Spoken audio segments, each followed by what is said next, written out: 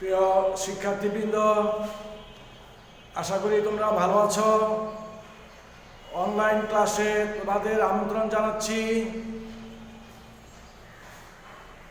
আজ আলোচনা করব ব্যবসা উদ্যোগ বিষয়ের নবম ও দশম শ্রেণীর সপ্তম অধ্যায় বাংলাদেশের শিল্প। এই অধ্যায়ের আজ প্রথম ক্লাস। তাহলে শুরু করা যাক। বাংলাদেশের শিল্প এই অধ্যায়ের ভূমিকাতে রয়েছে বাংলাদেশ কৃষি প্রধান দেশ হলেও দেশের অর্থনীতিতে শিল্প খাতের অবদান কম নয়। বাংলাদেশ অর্থনৈতিক রিভিউ 2011 এর পরিসংখ্যান অনুযায়ী জাতীয় অর্থনীতিতে শিল্প খাতের অবদান 30%। অর্থনীতিতে শিল্পের ভূমিকা ক্রমেই বৃদ্ধি পাচ্ছে। এক্ষেত্রে সরকারি ও বেসরকারি পৃষ্ঠপোষকতা ও উদ্যোক্তা বৃদ্ধি পাচ্ছে। শিল্প কারখানা প্রতিষ্ঠা করে সেগুলোকে লাভজনকভাবে পরিচালনা করে অর্থনৈতিক উন্নয়ন বৃদ্ধি এর প্রধান উদ্দেশ্য।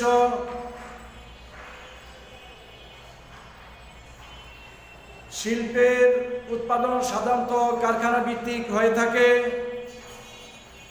এবং নির্দিষ্ট দ্রব্যের কারখানাগুলোকে একত্রে শিল্প বলা হয়, যেমন পাট শিল্প, বস্ত্র শিল্প। এবার আলোচনা করব শিল্প কাকে বলে। শিল্প হলো উৎপাদনের বাহন, যে প্রক্রিয়ায় প্রাকৃতিক সম্পদ আহরণ, কাঁচামালের রূপদান এবং প্রক্রিয়াজাতকরণের মাধ্যমে কাঁচামালকে মানুষের ব্যবহার উপযোগী পণ্যে পরিণত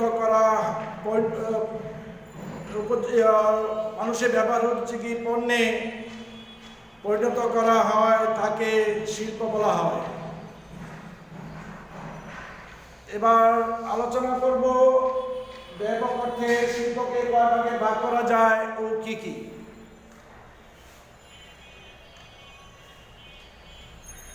জাতীয় অর্থনীতি 2010 অনুযায়ী বাংলাদেশের শিল্পকে ব্যাপক অর্থে দুই ভাগে ভাগ করা যায়। এক নাম্বার হচ্ছে উৎপাদনমুখী শিল্প, দুই নাম্বার হচ্ছে সেবামূলক শিল্প। উৎপাদনমুখী শিল্প কাকে বলে এ সম্পর্কে সংক্ষিপ্ত বর্ণনা দিচ্ছি। যে শিল্পে শ্রম যন্ত্রপাতি ব্যবহারের মাধ্যমে কাঁচামালকে প্রক্রিয়াজাত করে মানুষের ব্যবহার উপযোগী পণ্যে পরিণত করা বা রূপান্তর করা হয়, তাকে উৎপাদন শিল্প বলে। যেমন বস্ত্র শিল্প, চিনি শিল্প, পাট ও পাটজাত শিল্প, সার শিল্প, সিমেন্ট শিল্প, চামড়া শিল্প, জাহাজ নির্মাণ শিল্প এবং রেলওয়ে ইঞ্জিনিয়ারিং শিল্প উৎপাদনমুখী শিল্পের উদাহরণ। এবার হচ্ছে সেবামূলক শিল্প কি সে সম্পর্কে বলছি।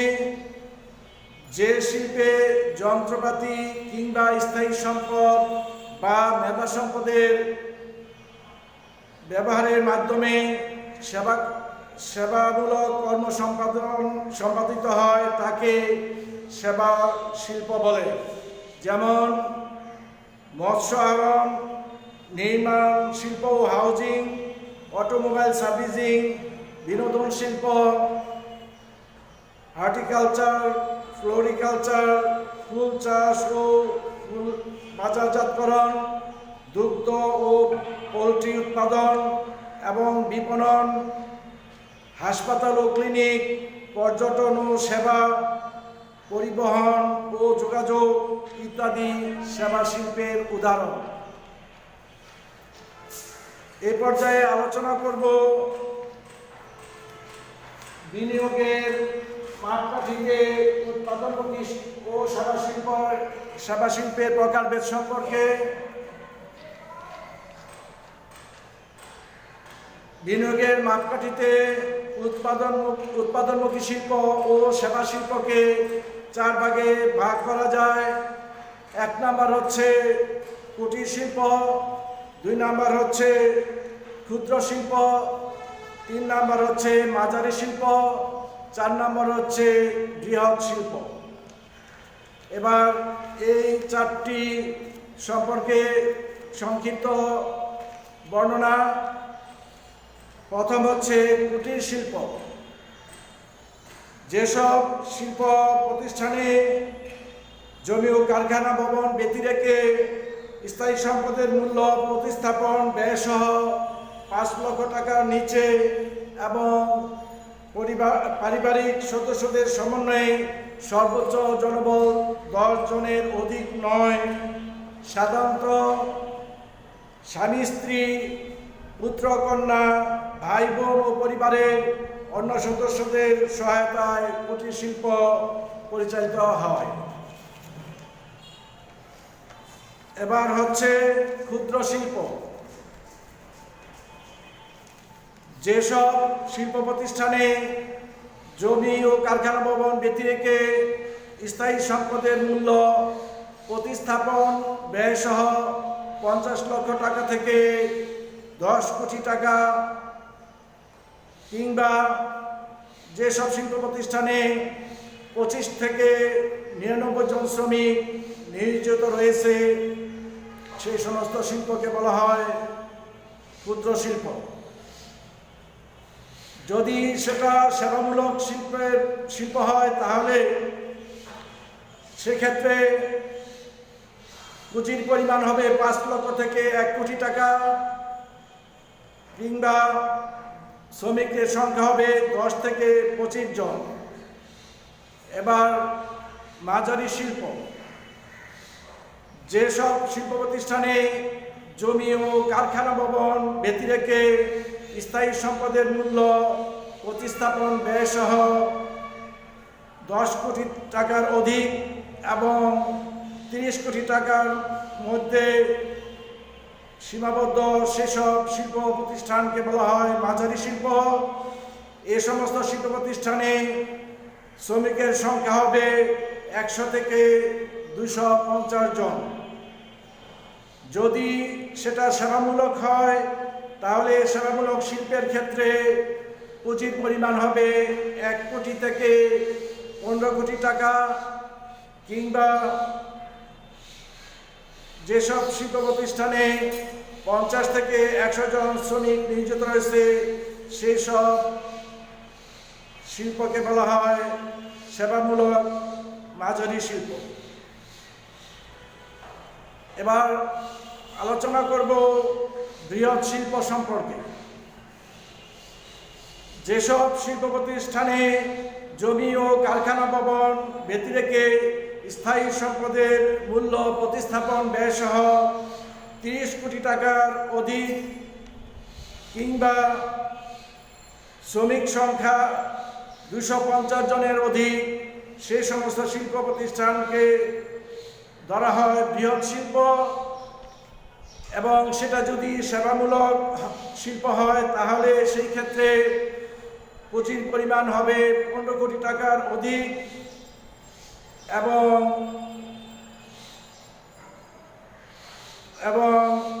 শ্রমিকের সংখ্যা হবে 100 জনের অধিক। বাংলাদেশের বৃহৎ শিল্পগুলোর মধ্যে উল্লেখযোগ্য হল সার শিল্প, সিমেন্ট শিল্প, কাগজ শিল্প, বিদ্যুৎ উৎপাদন শিল্প, গার্মেন্ট শিল্প, ইস্পাত শিল্প, প্রকৌশল শিল্প, ঔষধ তৈরি শিল্প, পাট ও পাটজাত শিল্প ও চা শিল্প। প্রিয় শিক্ষার্থীবৃন্দ, এ পর্যায়ে আলোচনা করব বাংলাদেশে কুটির শিল্পের উপযুক্ত ক্ষেত্র সম্পর্কে।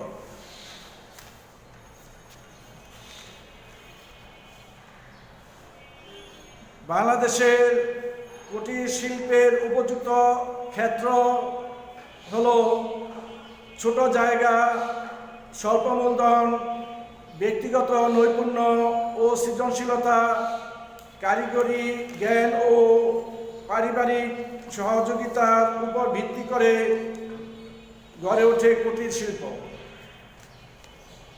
নানা রকমের কুটির শিল্প আমাদের দেশকে করেছে সমৃদ্ধ।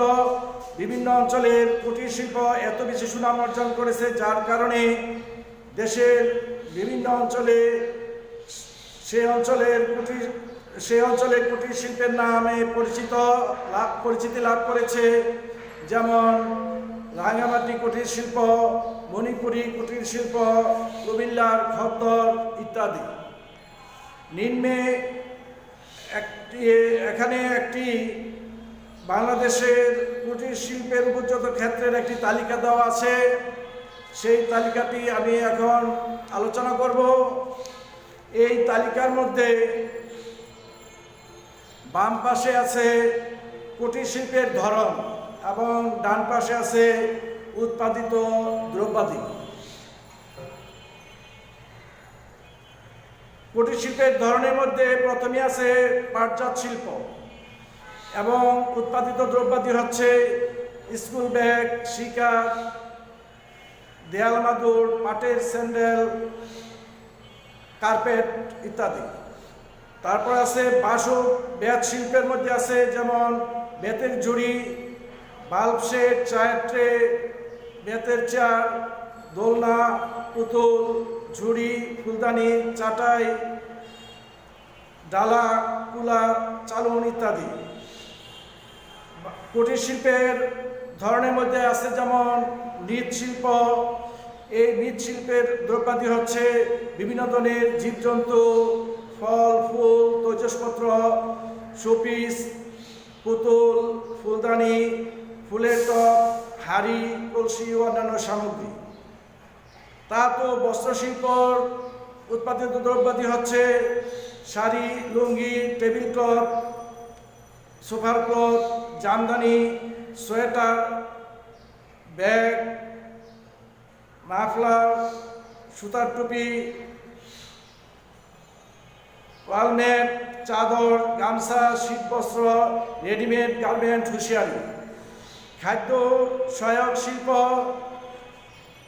এর উৎপাদিত দ্রব্যাদি হচ্ছে চানাচুর, জ্যাম, জেলি, মধু, গুড়, রসগোল্লা, মিষ্টি, দধি, চিপস, সেমাই, কনফেকশনারি ইত্যাদি।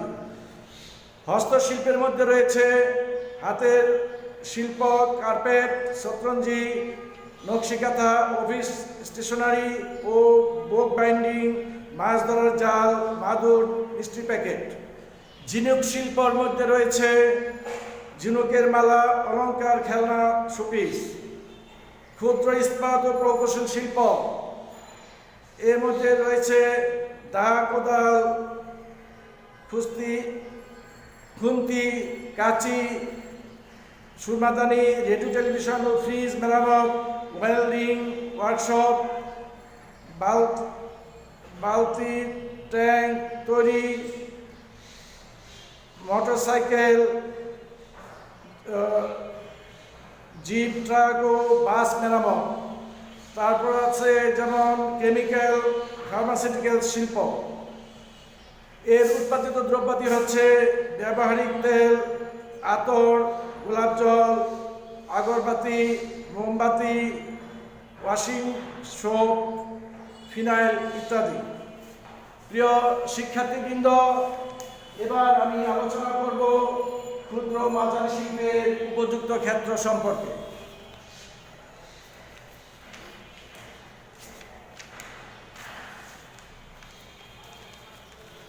ক্ষুদ্র ও মাঝারি শিল্পের উপযুক্ত ক্ষেত্রের একটি তালিকা আমি এখন আলোচনা করব। এই তালিকায় বাম পাশে আছে ক্ষুদ্র মাঝার শিল্পের ধরন, ডান পাশে আছে উৎপাদিত শিল্প। প্রথমে আছে খাদ্যজাত শিল্প। উৎপাদিত দ্রব্যাদি হচ্ছে ময়দা, আটা, সুজি, সেমাই, ব্রেড ও বিস্কুট, দালচিনি, মধুসূদন, শুকনা ও টিনজাত মাছ, তেলের মিল, চকলেট, সিগারেট ও বিড়ি কারখানা, চাল, মুড়ি, চিড়া, খই ইত্যাদি প্রস্তুতকরণ। তারপর আছে যেমন বস্ত্রশিল্প। বস্ত্রশিল্পের মধ্যে রয়েছে যেমন থান কাপড়, বেডশিট, শার্ট, প্যান্ট, কাপড়, শাড়ি, গামছা। পাট ও পাটজাত শিল্পের মধ্যে রয়েছে সুতা, সুতলি, পাটের ব্যাগ, কাপড়, কার্পেট, পাটের স্যান্ডেল ও সকল পাটজাত দ্রব্য। বন শিল্প মধ্যে রয়েছে যেমন বন শিল্পের উৎপাদিত দ্রব্যাদি যেমন কাঠ, বাঁশ ও বেতের তৈরি জিনিসপত্র, করাতকল, কাঠের খেলনা ও উন্নত মানের আসবাবপত্র, ক্রিয়া সামগ্রী। তারপর আছে যেমন মুদ্রণ ও প্রকাশনা শিল্প। এই শিল্পের উৎপাদিত দ্রব্যগুলো হচ্ছে বিভিন্ন ধরনের কাগজ, কার্পেট, কার্টুন তৈরি। চামড়া ও রাবার শিল্প। এই শিল্পের উৎপাদিত দ্রব্যাদি হচ্ছে চামড়া ও রাবারের ব্যাগ, জুতা কারখানা ইত্যাদি। ক্ষুদ্র ও ইস্পাত প্রকৌশল শিল্প। এই শিল্পের উৎপাদিত দ্রব্যাদি হচ্ছে হস্তচালিত টিউবওয়েল, কৃষি যন্ত্রপাতি, মিল কারখানার যন্ত্রপাতি, অটোমোবাইল সামগ্রী। কেমিক্যাল ফার্মাসিউটিক্যাল শিল্প। এই শিল্পের উৎপাদিত দ্রব্যাদি হচ্ছে বিভিন্ন ধরনের রং, পেইন্ট, প্লাস্টিক কারখানা, ঔষধ তৈরির কারখানা, জৈব সার, মিশ্র সার, ইউরিয়া সার ইত্যাদি। গ্লাস ও সিরামিক শিল্প। এই শিল্পের উৎপাদিত দ্রব্যাদি হচ্ছে বিভিন্ন ধরনের গ্লাস ও সিরামিক সামগ্রী, চীনামাটির জিনিসপত্র। তারপরে হিমাগার শিল্প, বিভিন্ন ধরনের হিমাগার। প্রিয় শিক্ষার্থীবৃন্দ, সপ্তম অধ্যায়ের উপর আজ প্রথম ক্লাস অনুষ্ঠিত হলো। দ্বিতীয় ক্লাস পরবর্তীতে অনুষ্ঠিত হবে। দ্বিতীয় ক্লাস দেখার আমন্ত্রণ জানিয়ে এবং সকলে সুস্বাস্থ্য দীর্ঘায়ু কামনা করে বিদায় নিচ্ছি। সকলকে ধন্যবাদ।